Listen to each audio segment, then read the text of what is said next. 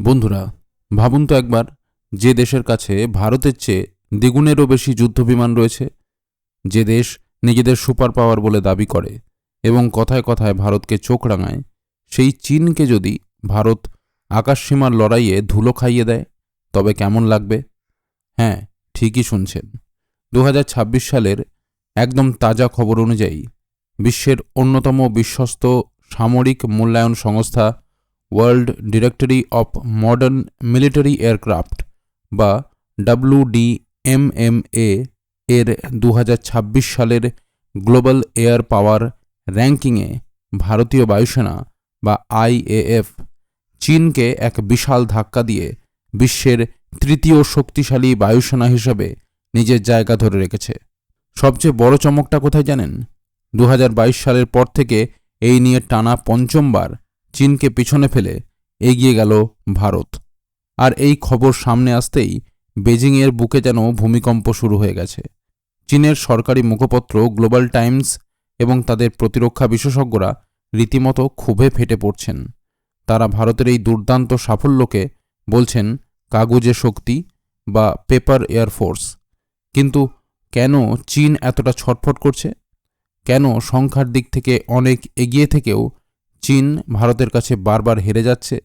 আজ আমরা এই ভিডিওতে সম্পূর্ণ তথ্য সহকারে পিছনের আসল সত্যটা বিশ্লেষণ করব। ভিডিওটি শেষ পর্যন্ত দেখুন, কারণ আজকের তথ্যগুলো প্রতিটি ভারতীয়র বুক গর্বে ভরিয়ে দেবে। প্রথমেই আমাদের বুঝতে হবে যে এই WDMMA র্যাঙ্কিং আসলে কি এবং কিভাবে এটি কাজ করে। অনেকে মনে করতে পারেন যার কাছে যত বেশি যুদ্ধবিমান আছে সেই বোধহয় র্যাঙ্কিংয়ে সবার উপরে থাকবে, কিন্তু না। যদি কেবল সংখ্যার বিচার হতো তাহলে চীন ভারতের চেয়ে অনেক এগিয়ে থাকত। কিন্তু আধুনিক যুদ্ধ কেবল সংখ্যার উপর নির্ভর করে না। WDMMA মূলত একটি বিশেষ ফর্মুলা ব্যবহার করে, যাকে বলা হয় ট্রু ভ্যালু রেটিং বা TVR।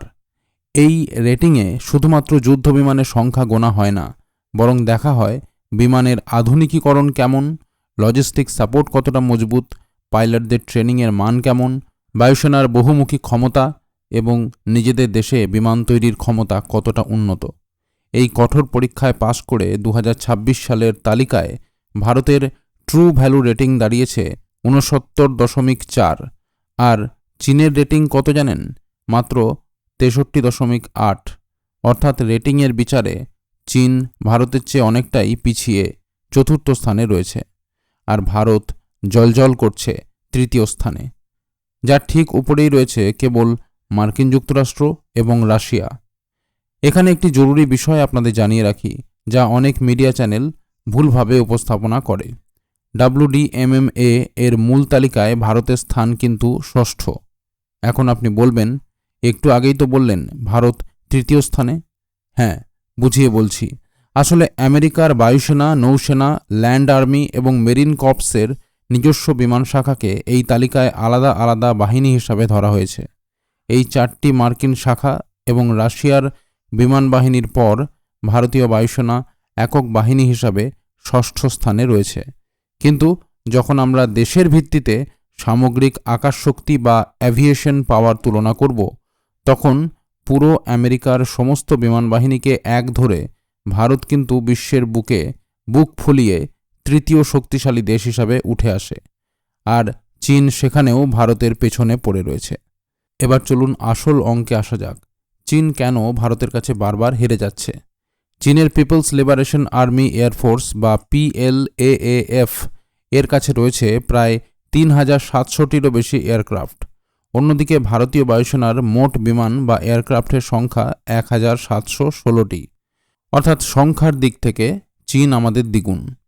তাদের কাছে রয়েছে নিজস্ব প্রযুক্তিতে তৈরি J-20 মতো 5th generation stealth fighter jet. তাও কেন ভারতে গিয়ে? এর পেছনে মূল কারণ হল ভারতের ভারসাম্যপূর্ণ বিমানবহর বা ব্যালেন্সড ফ্লিট কম্পোজিশন।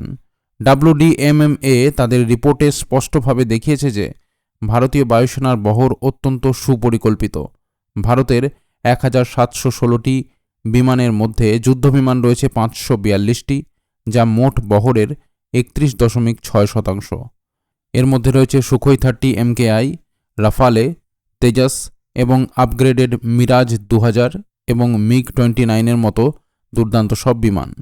এখানে জানিয়ে রাখি, বহুদিনের বিশ্বস্ত MiG-21 বিমানটিকে গত 2025 সালের সেপ্টেম্বর মাসেই ভারত সসম্মানে অবসর দিয়েছে। কিন্তু শুধু যুদ্ধ বিমান দিয়ে তো যুদ্ধ জেতা যায় না। ভারতের শক্তির মূল উৎস হল এর সাপোর্টিং ইউনিট। ভারতের বহরের 29% জুড়েই রয়েছে হেলিকপ্টার, যার সংখ্যা 498টি। এর মধ্যে 222টি Mi-17 এবং 111টি ভারতের নিজস্ব প্রযুক্তিতে তৈরি HAL ধ্রুব এবং রুদ্র হেলিকপ্টার রয়েছে। এছাড়া ভারতের পরিবহন বিমান বা ট্রান্সপোর্ট এয়ারক্রাফট রয়েছে 282টি এবং ট্রেনিং বিমান বা ট্রেনার রয়েছে 374টি। এর বিপরীতে চীনের বিমান বাহিনীর দিকে তাকালে দেখা যাবে তাদের বহরের সিংহভাগই কেবল ফাইটার জেটে ঠাসা, যা প্রায় 52.9%। কিন্তু তাদের logistic support, special mission aircraft এবং সবচেয়ে বড় কথা, উদ্ধার কাজ ও দ্রুত সেনা স্থানান্তরের জন্য প্রয়োজনীয় হেলিকপ্টার বা ট্রান্সপোর্ট বহর ভারতের মতো সুসংগঠিত নয়। যুদ্ধক্ষেত্রে যদি আপনার ফাইটার জেটে তেল ভরার জন্য মাঝ আকাশে রিফুয়েলার না থাকে কিংবা শত্রুর গতিবিধির ওপর নজর রাখার জন্য পর্যাপ্ত অ্যাওয়াক্স বা রাডার বিমান না থাকে, তবে শুধু ফাইটার জেট দিয়ে কোনো লাভ নেই। আর ঠিক এই জায়গাতেই ভারত চীনকে টেক্কা দিয়েছে। স্বাভাবিকভাবেই এই র্যাঙ্কিং সামনে আসার পর বেজিংয়ের আঁতে ঘা লেগেছে। চীনের ডিফেন্স এক্সপার্ট ঝাং জুনসে ভারতের এই সাফল্যকে স্রেফ উড়িয়ে দিয়ে বলেছেন, র্যাঙ্কিং দিয়ে কি হবে, আসল ক্ষমতা তো যুদ্ধক্ষেত্রে প্রমাণিত হয়। তিনি ভারতের এই ক্ষমতাকে কেবল খাতায় কলমে বলেছেন। কিন্তু চীনের এই দাবি যে কতটা হাস্যকর তা তাদের নিজেদের রেকর্ডই প্রমাণ করে। চীন গত কয়েক দশকে কোনো বড় যুদ্ধে অংশ নেয়নি। তাদের পাইলটদের যুদ্ধক্ষেত্রের বাস্তব অভিজ্ঞতা বা কমব্যাট এক্সপিরিয়েন্স নেই বললেই চলে। অন্যদিকে ভারতীয় বায়ুসেনা প্রতিনিয়ত বিশ্বের সেরা সেরা বায়ুসেনার সঙ্গে যৌথ মহড়ায় অংশ নেয়। আমেরিকার রেড ফ্ল্যাগ থেকে শুরু করে ফ্রান্সের গারুডা, সব জায়গাতেই ভারতীয় পাইলটরা নিজেদের শ্রেষ্ঠত্ব প্রমাণ করেছেন। তাছাড়া কার এয়ারফোর্স কতটা কাগুজে তা তো বালাকোট এয়ার স্ট্রাইকের সময় গোটা বিশ্ব দেখেছে। কিভাবে ভারতীয় বায়ুসেনা অত্যন্ত নিখুঁতভাবে শত্রুপক্ষের সীমানায় ঢুকে হামলা চালিয়ে নিরাপদে ফিরে এসেছিল, তা আজও বিশ্বজুড়ে সামরিক বিদ্যার সিলেবাসে পড়ানো হয়। তাই চীনের এই মন্তব্য আর কিছুই নয়, কেবল নিজেদের দুর্বলতা ঢাকার একটা মরিয়া প্রচেষ্টা মাত্র। প্রকৃতপক্ষে চীন ভারতকে সবচেয়ে বেশি ভয় পায় লাদাখ এবং হিমালয়ের উচ্চ পার্বত্য অঞ্চলে। ভারত ও চীনের মধ্যে দীর্ঘ সীমান্ত জুড়ে রয়েছে বিশ্বের সবচেয়ে উঁচু পর্বতমালা। আর এখানেই লুকিয়ে আছে প্রকৃতির এক অদ্ভুত নিয়ম, যা ভারতের পক্ষে এবং চীনের বিপক্ষে যায়। হিমালয়ের তিব্বত মালভূমি অঞ্চলে গড় উচ্চতা সমুদ্রপৃষ্ঠ থেকে প্রায় 4000 মিটার বা তারও বেশি। চীনের বিমান ঘাঁটিগুলো এই অত্যন্ত উঁচুতে অবস্থিত হওয়ায় সেখানকার পাতলা বাতাসের কারণে চীনের যুদ্ধবিমানগুলো তাদের সম্পূর্ণ ক্ষমতা ব্যবহার করতে পারে না।